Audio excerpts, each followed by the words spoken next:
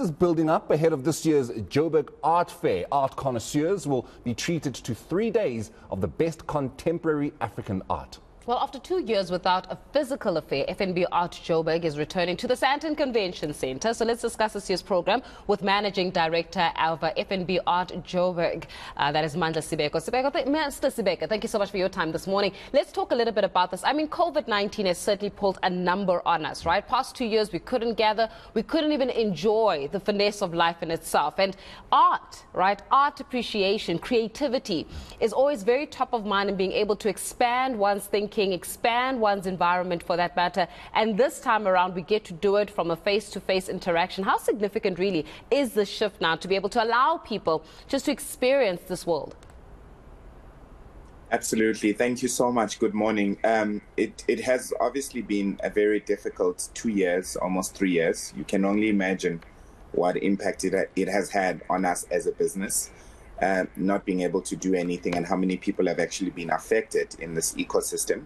So we're very excited that we're actually going to go physical. We did try a number of things during COVID, which was things like going online and having an activation program across the city.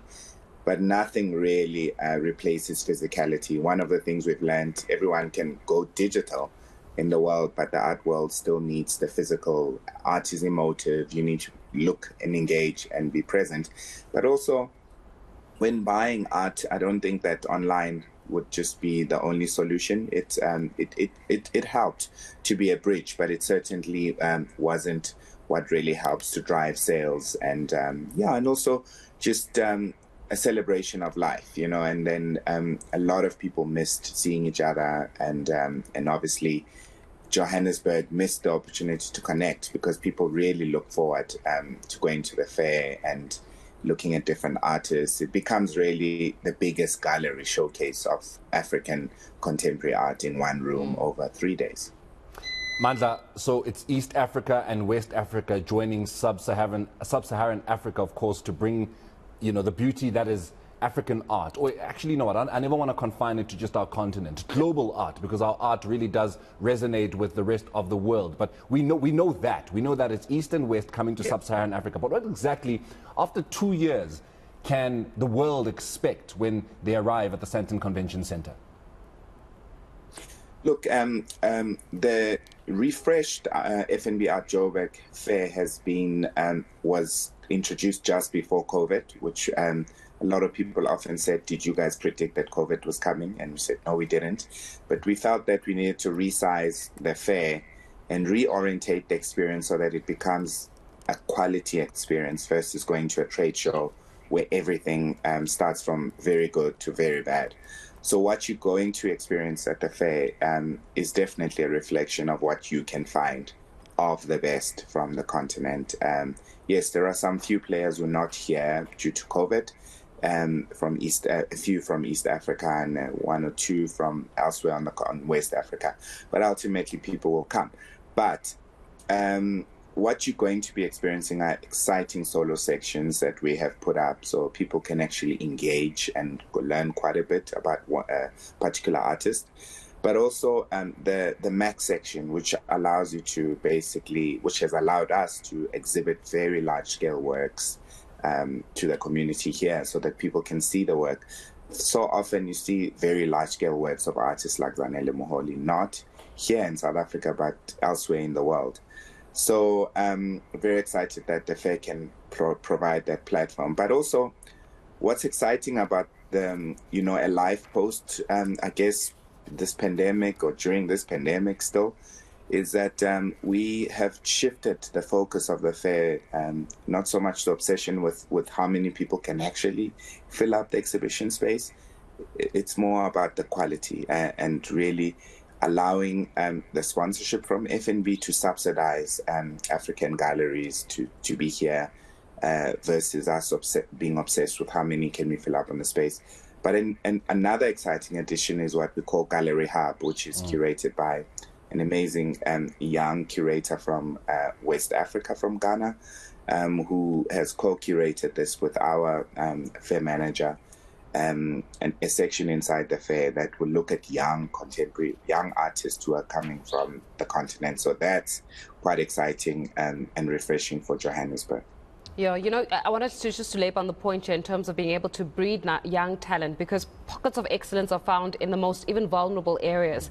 And what ends up happening is that those artists, right, who deserve to be recognized, who deserve these platforms, unfortunately never find the right spaces where they get to showcase their talent. And that talent almost fades, because art in itself, though it's a gift, it needs to be a curated gift, and it's a gift that needs to be perfected, like any form of art craft, right? We broadcasters, but broadcasters need to be trained. Yeah. Artists need to be trained as alike. So talent on itself cannot be bankable. Otherwise, we'd see the guy that's selling artwork on the side of the street being in fine arts and having his art as well, artwork showcased. So the intentionality behind grooming some of these artists, being able to spot some of these gifted individuals and also expose them to markets. It's quite sad, Mandla, as we're having a conversation, that not a lot of the artwork is sold in South Africa, but a lot of it has got an international market.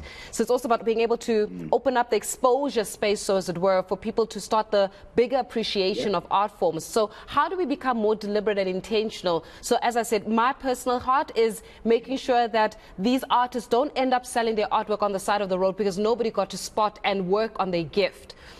How do we make that almost an intentional aspect of how do we develop young people? Absolutely. One, artists definitely cannot survive without a collector base. So we do need locals, South Africans, to step up and purchase. Traditionally, South Africa has had a very strong art ecosystem due to apartheid, that it catered for white South Africans, white middle class wealthy South Africans. And then, of course, black people were not engaged. We were going through apartheid. And then after and excluded, obviously alienated from the system, but there were black artists who were making fantastic works, which one or two of the gallerists were able to take this kind of artists and take them even abroad. I agree with you. A lot of the artists who showcase at the fair, you'll see their works are collected overseas by collectors who do respect and have identified this talent. We have worked very hard. We introduced a program called the BMW Young Collectors Co. The aim of it has been to kind of nurture young South Africans under the age of 40 to start learning how to patronage, because you have to, the collector base that's been, as I said, was white South Africans during apartheid, is also getting older, and we need the next generation to step in. I think it's about education South African, black South Africans to understand and value the importance of collecting art. And it is a competition sometimes between people who buy the Pradas and the Guccis, and then saying, well, you can also buy art. So I'm hoping that we can shift this dynamic, because it's definitely, the art ecosystem will never be strong in as long as there's a strong local base. If the locals don't buy their own artists, you can only imagine of how much negative impact it will have on these artists overseas. But what is really exciting is seeing that change, that shift. When I look at the fair itself, some of the shift was that when I first walked into the fair about 6 years ago, it was predominantly white South Africans.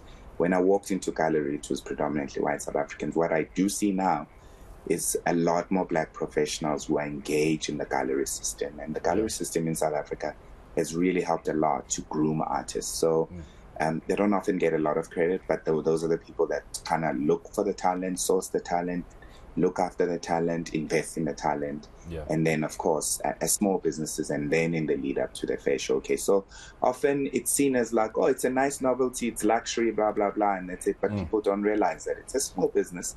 Someone's got to stress about the bills. Someone's got to pay those artists, got to give them material to be able to showcase at the highest quality so that they can fetch the best prices in South Africa and in the world. Yeah. Mandla, thank you so much just for joining us here on the South African Morning.